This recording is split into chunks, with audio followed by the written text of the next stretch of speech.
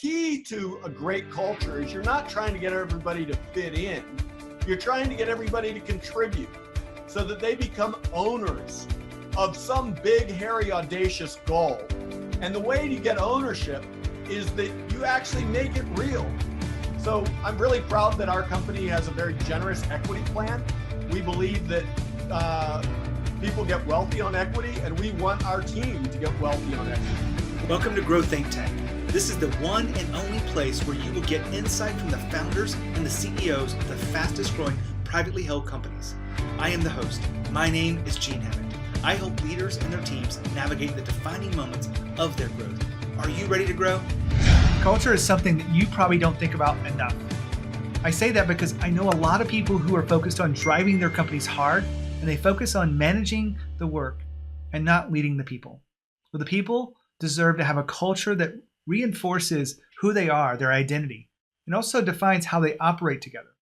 When you have the right culture, you have something very special, and it's what really makes a lot of companies grow beyond their capabilities when you look at them on paper, because they have people that are really putting their heart and soul into this.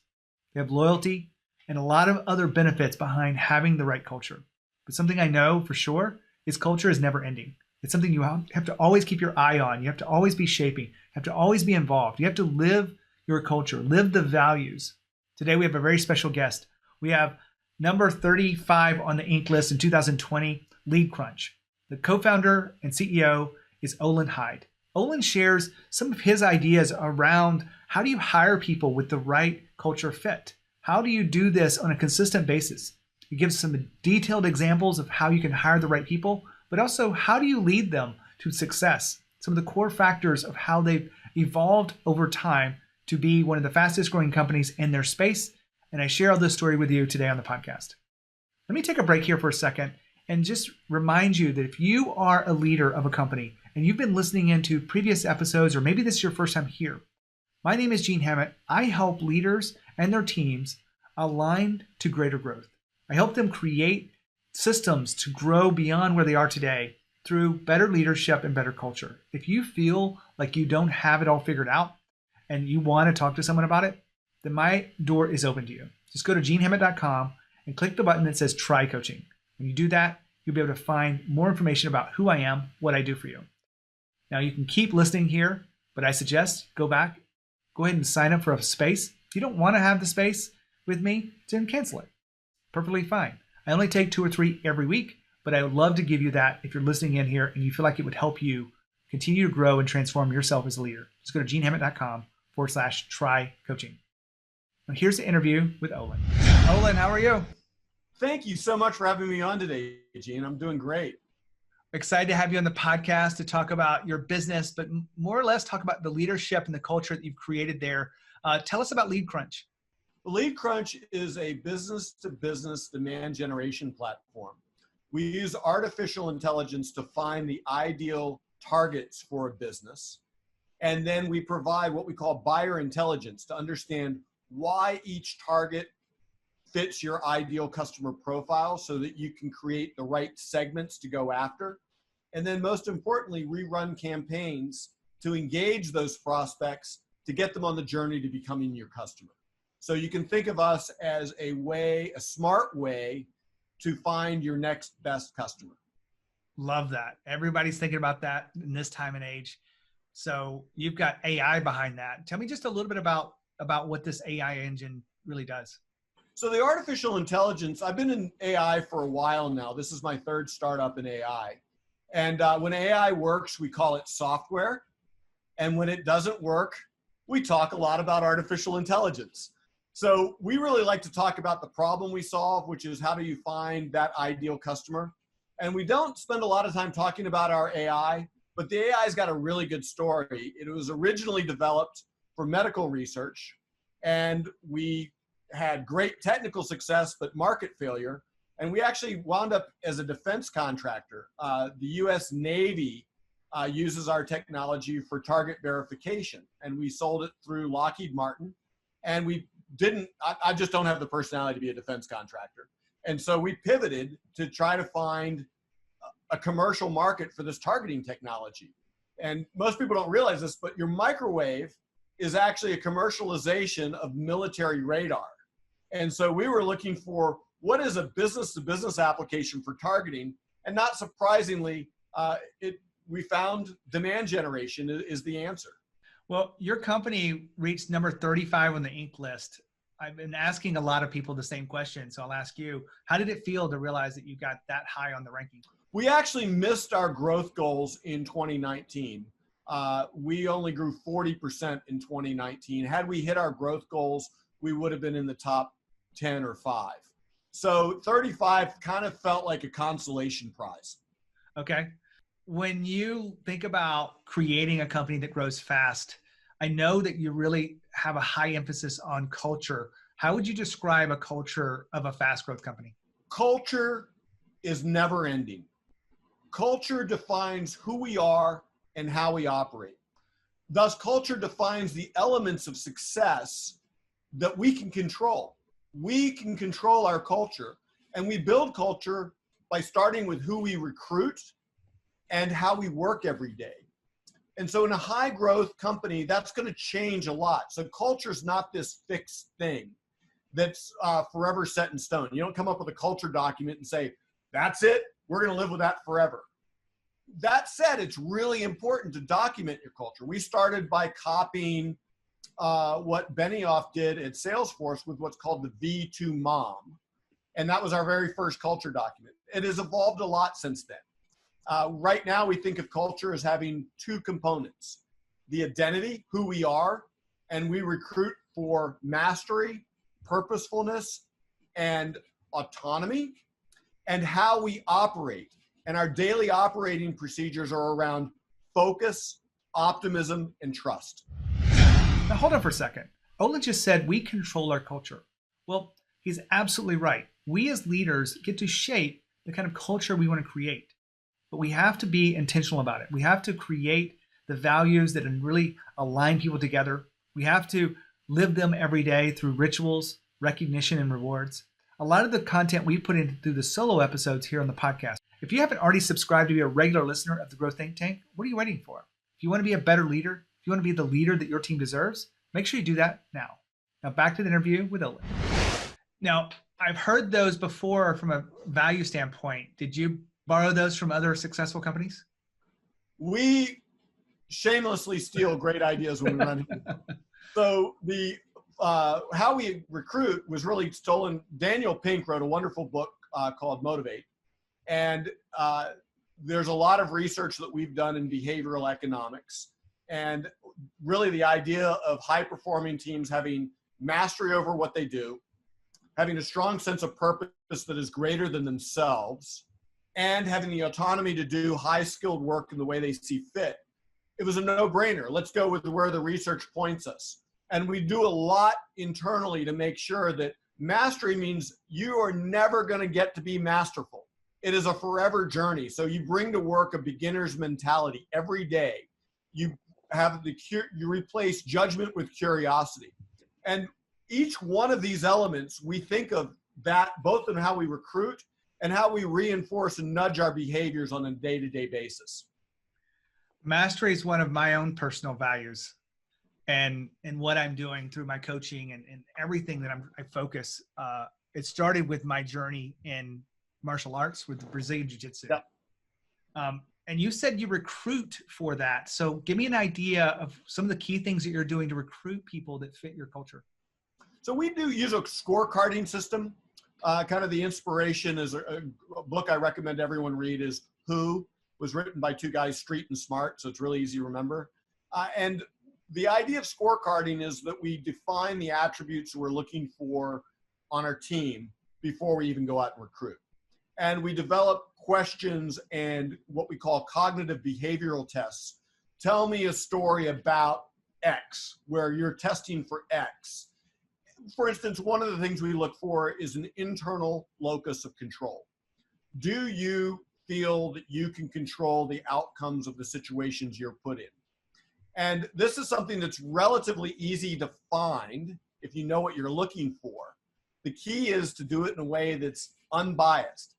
Not surprisingly, where you find high degrees of internal locus of control are people that have overcome remarkably difficult situations in their lives.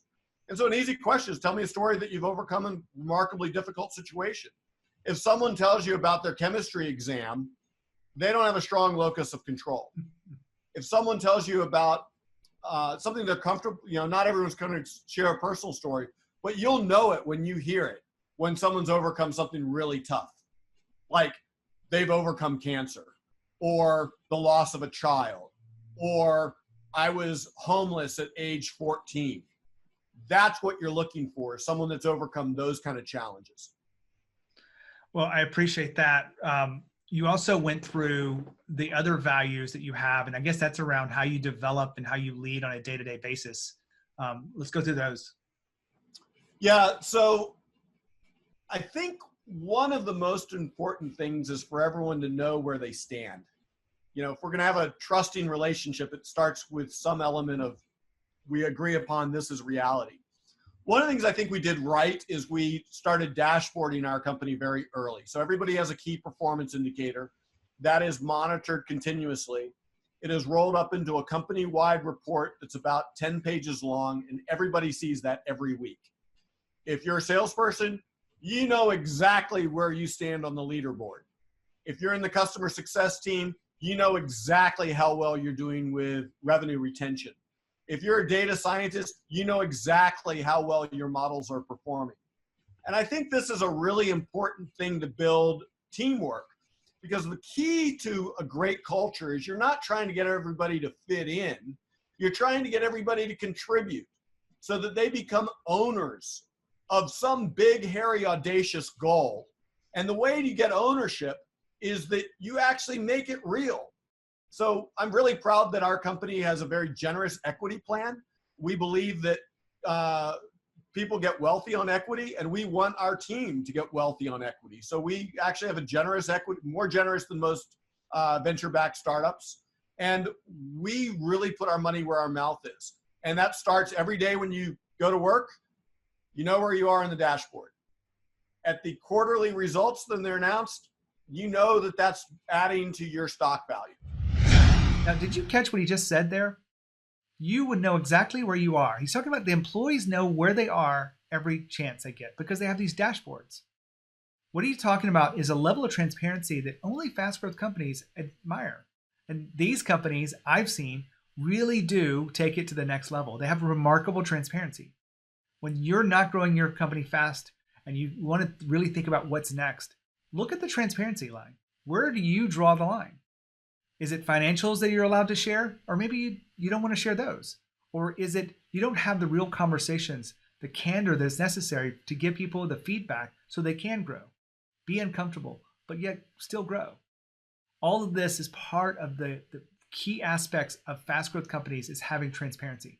A lot of the details we talked about today, a lot of my research is around fast growth companies. So take my words for advice. You want to make sure your transparency line is on the right side, and it's probably in a place where it's uncomfortable if you want to grow fast. Now back to the interview with Olin. When you think about this, culture is never ending, as you said. What are some of the things we would see in your organization that you're continuously shaping the culture and it's shifting over time?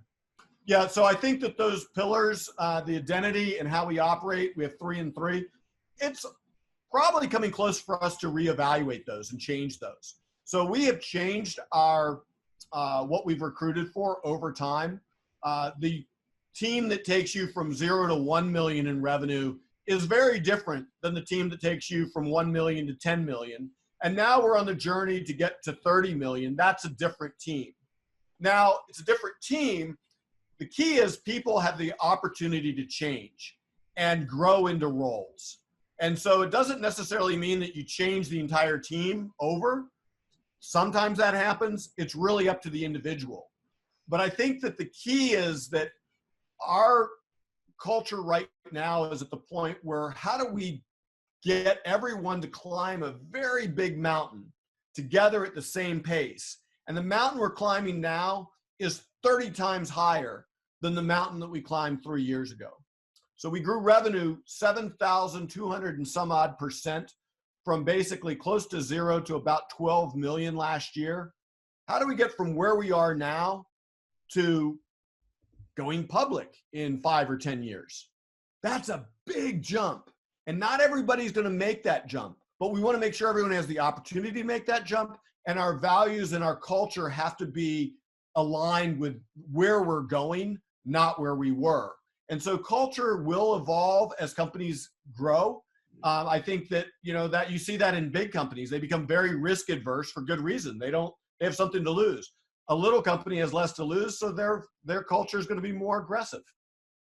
You had described to me, Olin, before you hit the recorder, the difference between being happy and having well-being. Give us some context around that. It's a really big idea that I think that a lot of people don't get. And that is, high-performing teams are not necessarily happy. They're interested in their own well-being. Let's imagine, to give it a little story, let's imagine that we're fighting a war, something terrible. And we're very fortunate that we have brave women and men in our military that go out and fight these wars. But let's say we're in the Ardennes forest during the Battle of the Bulge. It's freezing cold. There's nothing more than you want than a hot cup of coffee and being in a warm sleeping bag, and that would make you happy. But if you know there's 3 brigades of Nazis coming after you, ready to kill you, well-being is being cold in the trench with your rifle pointed toward the enemy.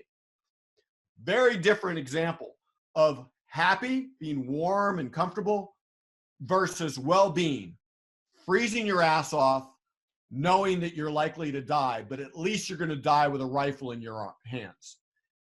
High growth companies have to focus on the well-being of their team. And that means pushing people beyond their comfort zone. It is not comfortable to grow at 200% a year. I know, because we grew 360% a year. It's uncomfortable. Systems break. You're riding the wave of chaos the whole way. And high growth is about tapping into that energy and people knowing that they're going to be okay. They just got to get through this little bit of craziness that's part of this growth. One of the things that comes to my mind when you talk about this is I understand this concept of well-being. When Google did their study, I don't know if you've seen this Aristotle study on psychological safety. How does that relate to what you're creating for high-performing teams? Great question. It gets back to who we select. It gets back to that internal locus of control. If someone needs a lot of external stroking to make them feel good, they ain't ready for high growth.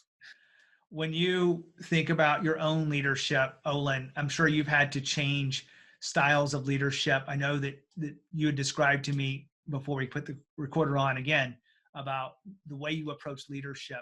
What really drives you as a leader as you create these teams that are willing to grow fast with you? When we hire somebody and they become a member of a team, we make a promise that we want LeadCrunch to be the most valuable stepping stone in your career. There's an implicit promise that the stepping stone is both temporary and valuable. Now, the irony is the more valuable it is, the longer your foot's going to be on it. I'm old enough to know that all of relationships are temporary. Our time on this earth is temporary. So we need to make the time that we have as valuable as possible. So when you join our team, you're joining it in the larger context of your life. How does this fit into the purpose of your life? And that's going to be different for every individual. Some people are motivated by their family. Some people are motivated by their faith. Some people are motivated by ideas. And there's more motivations than I can cover here. The key is to make sure that everybody's motivation lines up against a big goal where they can have ownership in the outcome, and providing them an opportunity to control what they can control to get to that outcome. So psychological safety is something that people bring to the party. It's not a gift that you get when you arrive. Let's stop right here for a second. If you haven't already subscribed on YouTube, make sure you do that now. You can go to genehammett.com/YouTube. You can find our channel. We put some content on there that you won't find anywhere else, but it's in video format. Some of the interviews that we have here on the podcast are there, but also some of the detailed of examples of tools that we use behind the scenes are shared on that YouTube channel. Just go to genehammett.com/YouTube. It'll take you right into the channel. Now back to the interview. I like that. When you think about culture being never ending, what else have we not discussed here that you feel like is important to really put it out there? Mistakes. I think that, Winston Churchill once said that success is nothing more than going from failure to failure without the loss of enthusiasm. I have a phenomenal amount of enthusiasm, and I see more and more people getting afraid of making mistakes. And I think high growth is a lot about embracing mistakes. You don't fail from the mistake, you fail from not recovering from the mistake. And I think that gets back to that comfort zone of what is good enough is never perfect, right? And so I think that's the big idea that I would like to leave people with, is that how do you create a culture where mistakes are expected, they're welcomed, and the key is that they're taking you on that journey towards a big goal that you're going to own part of that success when you get to the end of it. You've touched on so many things that are similar to the work I've done when I put together the 10 fundamentals of a fast growth company. And it's amazing. I feel like we talked about all of them today. And you don't even know what they are yet. No, I've not read your book, so I gotta say I like it already. They're not in this book. They're in the next book I'm writing. So, okay. But I just want to say thank you, Olin, for being here. Your energy and your passion for leadership and developing others is very clear. Thanks for sharing a little piece of that on the podcast. Thank you so much for having me, Gene. It's been a pleasure. Olin is a pistol, right? A lot of passion and energy for what he's talking about. It's because he knows what is important about creating the culture and a space for people to grow. Culture is never ending, is something that he lives by. And today we showed a little bit of that for you. Now, when you think about your own culture and your leadership, are you where you want to be? Be honest with yourself. If you're not sure where you are right now, just go to my website. You'll find some free resources. One of them is the 5 things great leaders get right. All you need to do is download that 1-page document to get those 2 tools. Plus, there's a lot more there. When you think about your own leadership, you think about growth, make sure you think about Growth Think Tank. As always, lead with courage. We'll see you next time.